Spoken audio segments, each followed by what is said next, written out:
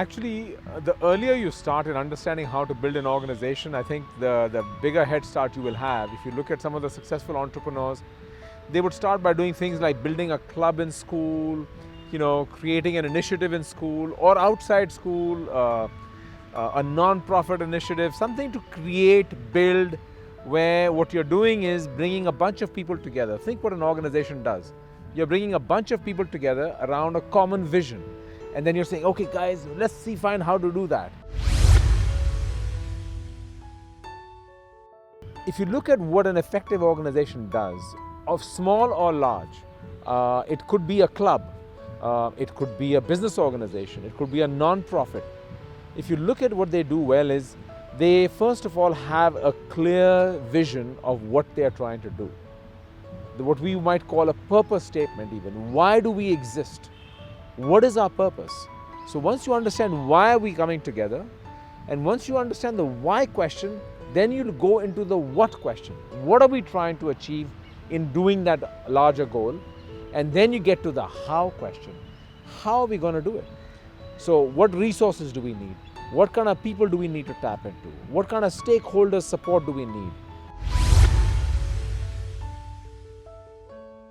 We think about team leadership is an interesting subject. And if you think about team leadership, different people have different views in their mind of what a stereotypical leader does. Some think of a leader as a very directive leader. I'm going to tell you what to do. A leader's job is to tell people what to do. I think that's not really what a leader's job is. A leader's job is to energize people around that vision. And then you can help coordinate and figure out who is going to do what. But it's not so much about directing as it is orchestrating. If you think about, let's think of a seminal leader even in Indian history. What did Mahatma Gandhi do, right?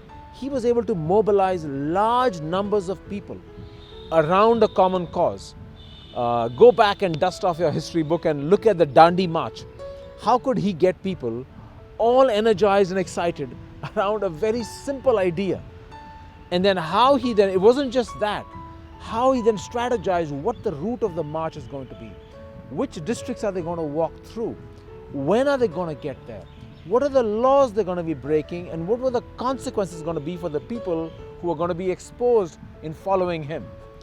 That was all part of the strategy. But to do that, he had to get everybody aligned around that common cause. It's really interesting if you look at starting a business. I think we all get excited about the starting phase, where you might say, you know what, we're going to find the idea, we're going to then find the money, we're going to then find the people, and we're going to get started. And I don't want to underestimate, starting a new enterprise is a very, very, very hard endeavor. And people work extraordinary hours, and the failure rate is extraordinarily high. So my first caution to you is, you should really be passionate about an idea if you're going to do it, right? And the second point I want to make is, you better be willing to accept failure as a more likely outcome than anything else. Having said that, once you do that, you have to realize that as an organization starts to grow, the leaders need to change. Either they have to evolve themselves or they have to bring in different kinds of leaders. And I think that journey of evolving yourself and the organization as you grow is one that a lot of startups don't know how to address.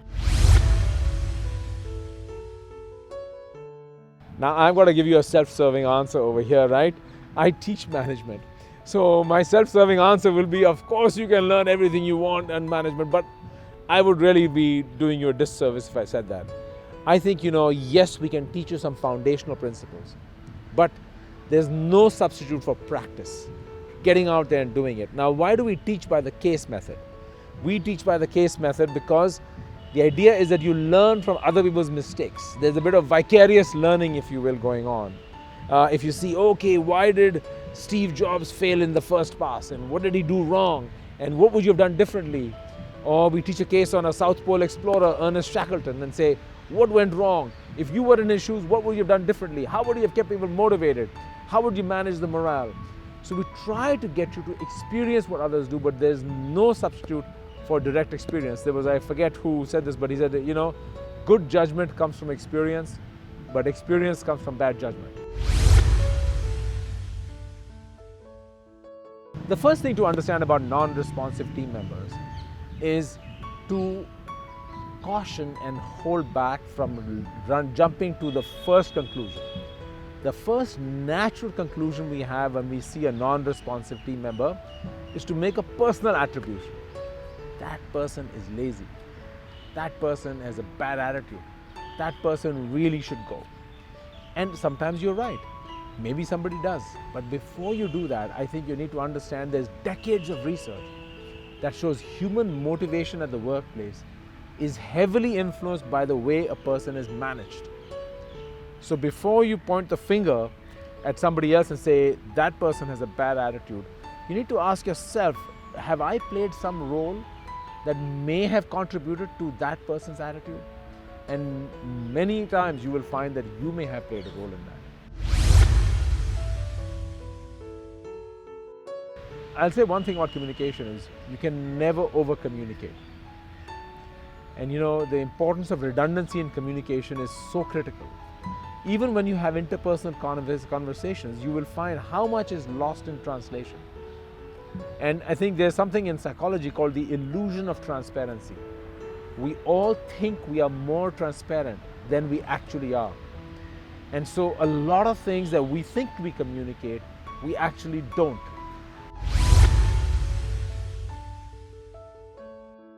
So think about the following. There's the startup phase of startups where you're scrambling for resources, you're scrambling for customers, you're even scrambling for ideas that might have traction in the marketplace, and you're scrambling to hire people who might be willing to go along with you on that journey.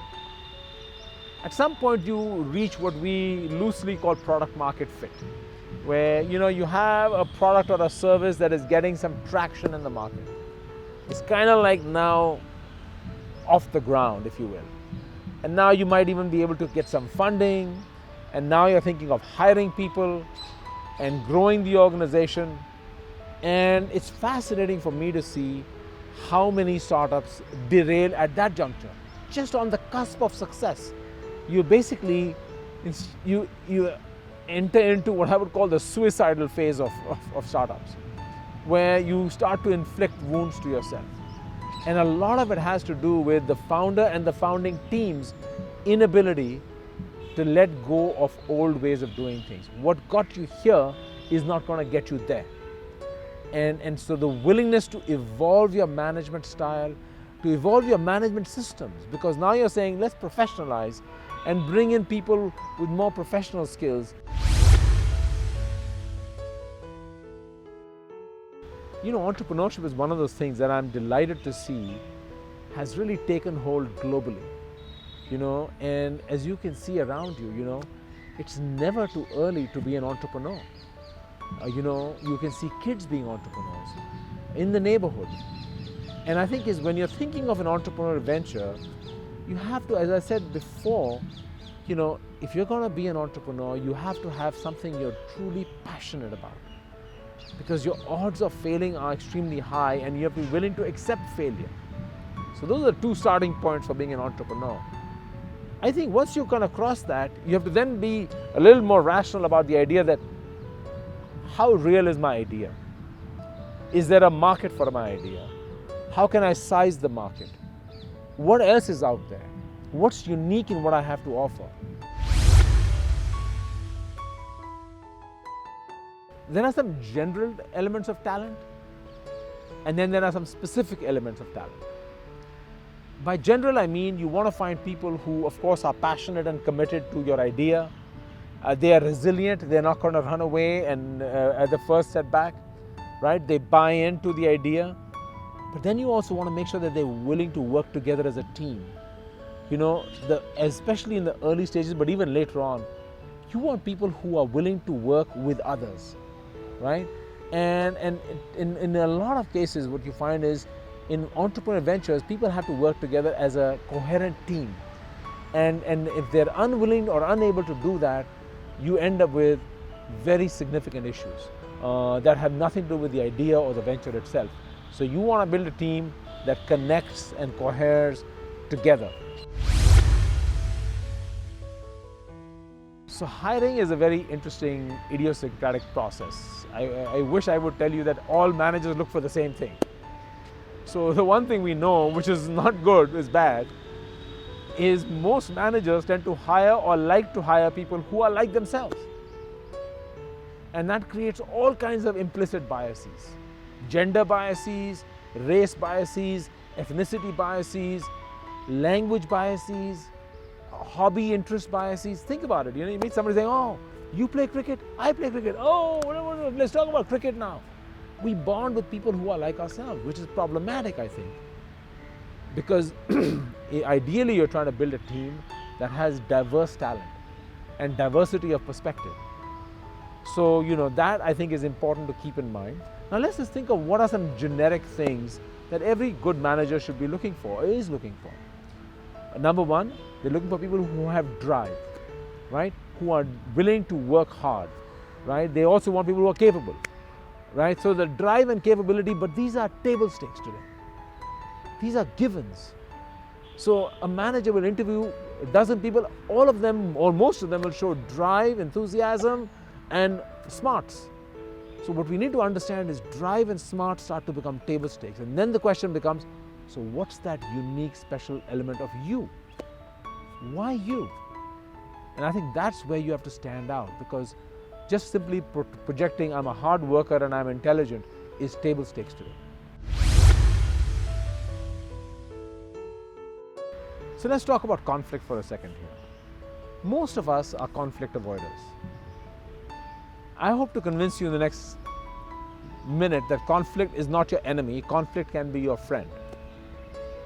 Because conflict actually comes in two flavors. There's task conflict and there's relationship conflict. Task conflict is conflict about task-related issues. Relationship conflict is interpersonal conflict. Now, in an ideal utopian world, you'll say, I want to have lots of task conflict and very little relationship conflict. But unfortunately, it doesn't work that way. Because what happens? Task conflict very quickly spills over into relationship conflict. A disagreement over a task issue becomes a personal issue. So our job is to find a way to navigate and encourage task conflict without it becoming relationship conflict. What some would like to say, how to disagree without being disagreeable. I think the best way to build an impressive CV is to focus on things you're truly passionate about. It should show that you have really allowed yourself to try different things, but at the same time really have demonstrated some effort in really learning from those experiences.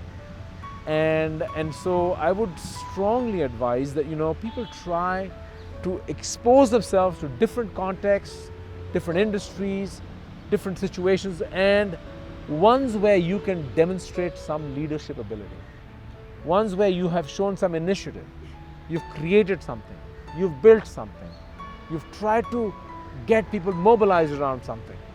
So I would say demonstrating kind of breadth of exposure with some depth in there, but at the same time in a way where you have able to show your own leadership initiative. It's interesting when we think about loyalty and trust within a team. I think it's worth looking at various contexts where you see this happen. So very recently, one of my research assistants looked at gangs, and he was looking at gangs in the context of another study I was doing looking at the Marine Corps. And if you look at all these kind of extreme organizations where they create team loyalty and commitment, how do they do that? And that is so important, I think, and you realize that when you try to build loyalty and commitment to the team, right, what you do is you make people behave in ways that are truly extraordinary sometimes, because the fear of letting your teammates down is greater than the fear of dying. So what you see in these contexts is where the loyalty and trust and commitment that is there is so extreme that it makes people willing to do anything. Now the question is, how do you do that? And how do you create that, and I think a lot of loyalty and commitment is emotion based. And how do you build that emotion of trust and commitment among people, I think is a skill that I think all leaders should have. How do you make people feel connected as people, not as a task-focused team? I think that is the unique skill I think that every leader should have today.